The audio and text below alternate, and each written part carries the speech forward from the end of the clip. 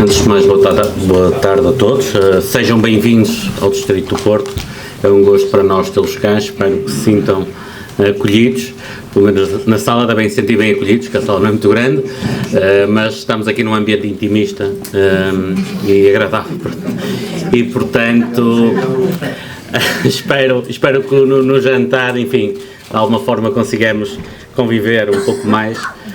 Mas devo-vos dizer antes de mais que esta experiência tem sido muito enriquecedora. Gostei imenso do primeiro painel sobre a justiça e está a ser também muito interessante este painel sobre economia e finanças. O que hoje vou trazer agora é a questão da economia paralela. Há pouco falou-se sobre o caso da corrupção. A corrupção na esfera do Estado consome cerca de 18 mil milhões de euros anualmente. Mas eu posso dizer que a economia paralela consome cerca de 16 mil milhões de euros. É uma estimativa que foi feita pela Faculdade de Economia da Universidade do Porto.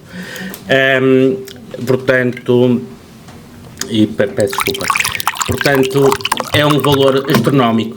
Estamos a falar entre a economia paralela e a corrupção, estamos a falar sensivelmente em 34 mil milhões de euros anualmente, que o Estado perde pela sua ineficiência, pela sua falta de capacidade de inovar nas suas políticas fiscais. Eu estive a assistir ontem à entrevista com o nosso Presidente, o Dr. André Ventura, esteve na CNN, em que realmente, quando falou na questão da medida em que de equiparar a pensão mínima ao salário mínimo nacional, a entrevistadora achou o valor estratosférico, 10 mil milhões de euros por ano. Quer dizer, bastava ao país importar-se um pouco com a economia paralela e com a corrupção, bastava cortar um terço, e isso já daria para realmente implementar a medida e ainda por cima deixar dinheiro, portanto sobrar dinheiro para outras medidas também elas importantes. Portanto, aqui é uma questão de escolhas políticas, nada mais do que isso. Mas vamos agora perceber um pouco mais sobre a questão da economia paralela, que é um tema muito importante, que é um tema estrutural na nossa economia, na economia do nosso país, e que é tão pouco valorizado e é tão pouco falado. Essencialmente, se calhar, porque interessa que seja pouco falado. Mas a economia paralela, no fundo, a definição é a parte da economia que não é avaliada pela contabilidade nacional e integra cinco grandes áreas. A economia ilegal, a economia oculta, ou subdeclarada ou subterrânea, a economia informal, que é a produção para uso próprio, o autoconsumo, e a produção subcoberta por deficiências estatísticas, ou seja, que não são consideradas.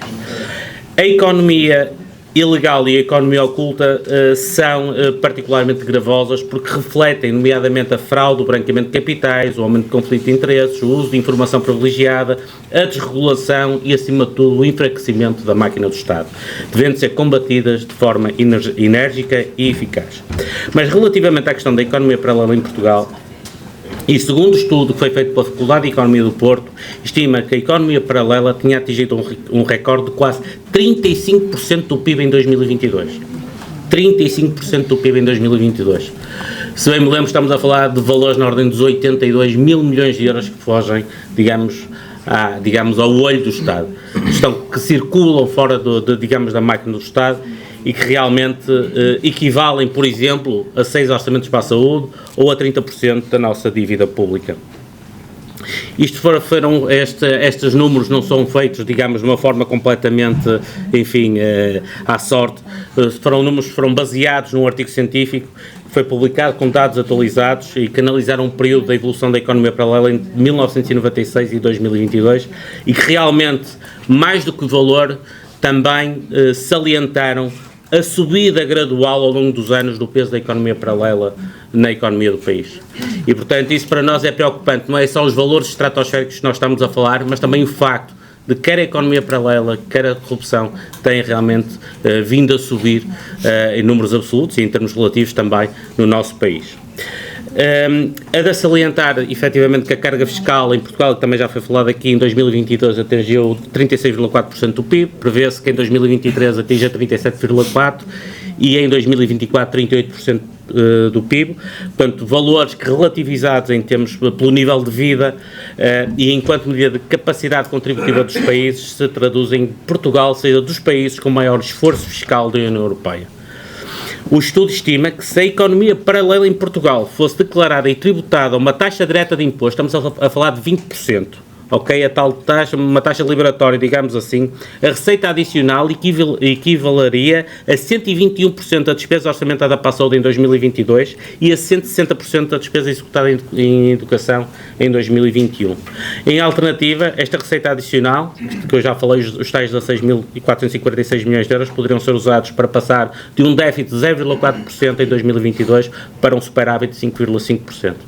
E, portanto, é só para perceberem o peso que a economia paralela ainda existe tem no nosso país e muito também, exatamente pelo facto do tecido produtivo, do tecido empresarial ser constituído por micro, pequenas e médias empresas, efetivamente são aquelas que são mais, digamos, são mais o alvo realmente da fuga aos impostos. Mas o que importa perceber aqui é quais são as causas estruturais que, no fundo, que provocam o tamanho da economia paralela. Existem 6 grandes causas, quanto a mim. A primeira grande causa já foi falada aqui pelo professor Luís Maia e tem a ver com a carga de regulação. Esta variável explicativa é introduzida a fim de ter em conta o peso do setor público na economia paralela. A ampla literatura sobre a relação entre a economia paralela e a carga de regulação é controversa, mas existe um grande consenso que apoia que um papel decrescente do setor público na economia, portanto, provoca realmente uma menor, digamos, um menor peso da economia paralela no país.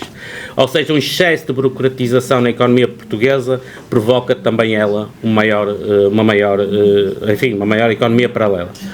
Depois, existe um constante aumento da dimensão do setor público que implica que os burocratas tenham mais poder para tomar decisões e, obviamente, que o nível de corrupção aumenta. Subornos e desonestidade dos funcionários públicos é outro potencial fator determinante da economia paralela.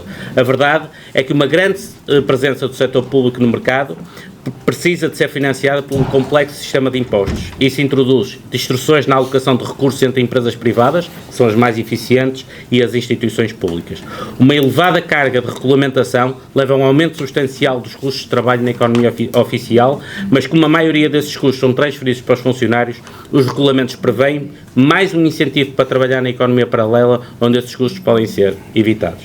Alguns governos, como tal o nosso governo socialista, no entanto, preferem a opção de mais regulamentos e mais leis, a tentar reduzir a economia paralela, principalmente porque uma maior carga de regulação origina mais poder para os burocratas e uma maior taxa de emprego no setor público.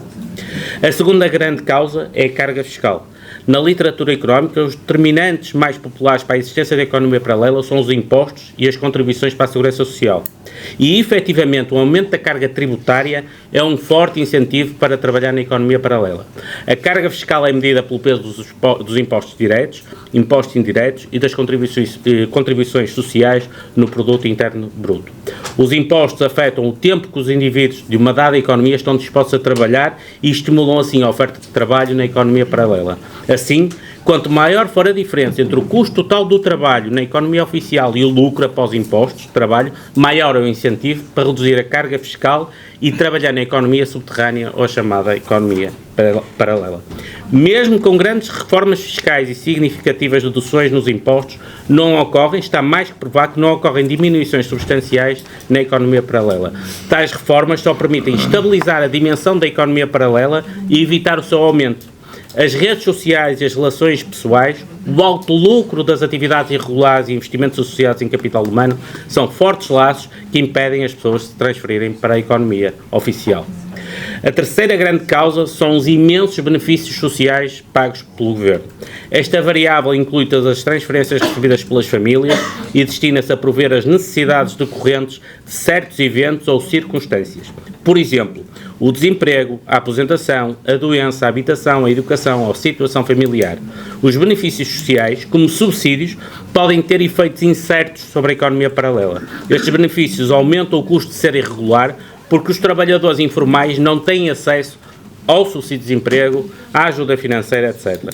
Ao mesmo tempo, eles são um incentivo para participar e permanecer no mercado irregular, reduzindo a vontade de trabalhar dos desempregados e proporcionam incentivos a subdeclarar rendimentos oficiais a fim de receber os tais benefícios sociais indevidos.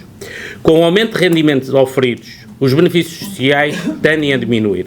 Ou seja, se houver um aumento de rendimentos, os benefícios sociais tendem a diminuir. A interação dos sistemas de benefícios fiscais e sociais pode gerar elevadas taxas marginais de imposto efetivo sobre o rendimento do trabalho declarado. Isto pode criar desincentivos para procurar trabalho na economia oficial, uma vez que o lucro líquido é maior se os beneficiários das prestações receberem essas transferências enquanto trabalhadores da economia informal. O que está a dizer é, quanto mais se trabalha, mais impostos se pagam. Isso cria um desincentivo realmente para as pessoas trabalharem, além de que, contrapondo ainda com os benefícios que recebem em termos de subsídios, isso realmente é um forte indutor da economia paralela. A quarta grande causa é o trabalho independente, e isto também é uma causa estrutural do nosso país. A taxa de trabalho independente, como sabe, grande parte do nosso país, grande parte do tecido produtivo do nosso país é composto realmente pelos trabalhadores independentes. A taxa de trabalho independente como percentagem da força de trabalho é considerada uma determinante da economia paralela. A difusão significativa de profissionais e trabalhadores por conta própria, em comparação com o total de trabalhadores, aumenta o número potencial de oportunidades para ocultar rendimento às autoridades. A quinta causa é a qualidade das instituições públicas, também já foi falado aqui. A baixa qualidade das instituições públicas é o fator-chave para o desenvolvimento da economia paralela. Uma eficiente e discricionária aplicação de sistemas fiscais e regulamentos pelo Governo pode desempenhar um papel crucial na decisão de trabalhar de forma declarada. Este papel das instituições públicas é mais importante do que o peso dos impostos e da carga da regulação. Em particular, a corrupção entre os governantes está associada a uma maior atividade informal, enquanto que um Estado de Direito que assegura os direitos dos contribuintes está associado a uma maior atividade formal. Os países com um melhor Estado de Direito, financiados por receitas fiscais, têm economias paralelas muito melhores. O que estamos a falar aqui é, quanto maior for o Estado, quanto melhor for a eficiência do Estado na cobrança de impostos, na supervisão fiscal, melhor realmente, ou seja, menor é a economia paralela e, obviamente, que existe uma maior justiça fiscal no país. Portanto, não existe qualquer dúvida que uma maior qualidade das instituições leva a um menor nível da economia paralela, melhores instituições proporcionam incentivos mais fortes para enverdar pela economia oficial. E por último, a sexta grande causa é a corrupção. Já foi falado aqui que 93% dos portugueses consideram que a corrupção é prática comum no nosso país. Segundo um estudo realizado em 2018 e que já foi apresentado até, já foi falado aqui pela doutora Cristina Rodrigues, a corrupção em Portugal custa 18,2 mil milhões de euros, também conforme já enunciei no início. Portanto, a corrupção também contribui para a formação da economia paralela, mas a relação entre ambas ainda não está totalmente esclarecida na literatura, nomeadamente quanto à sua complementaridade ou substituição. Diversos estudos demonstram que os países com maior corrupção têm uma maior parcela de economia paralela. Claramente, a corrupção e a economia paralela têm uma característica em comum. Em geral, são ambas ilegais. Paralelamente, a economia paralela dificulta a elaboração de políticas, uma vez que põe em causa a fiabilidade das contas nacionais e aumenta a falta de confiança nas instituições. E, por último, queria-vos só dar um pouco daquelas soluções que nós consideramos que serem importantes para reduzir a economia paralela. Pronto, a primeira solução passa claramente pela diminuição da carga fiscal, sobretudo nos chamados impostos diretos, IRS, IRC, contribuições sociais. Pois era o professor Luís Maia, aqui neste aspecto estamos ligeiramente, enfim, discordantes da questão do IRC, pelo menos na questão do investimento. Ao nível de apoios, a redução da fiscalidade sobre os rendimentos de entrada na economia oficial, permitindo aumentar os apoios sem ultrapassar estes rendimentos líquidos, o reforço da fiscalização com os meios a dispor à autoridade tributária e condicionar o acesso à capacitação dos beneficiários, evitando a chamada subsídio à dependência e à acomodação. Outra das medidas apontadas para a implementação, para realmente reduzirmos claramente a chamada economia paralela, é a implementação do crime do enriquecimento ilícito, que já existe em França. Estamos a falar tanto no setor público como no setor privado e que, lamentavelmente, ainda não conseguimos implementar em Portugal. E para já é isso tudo. Muito obrigado.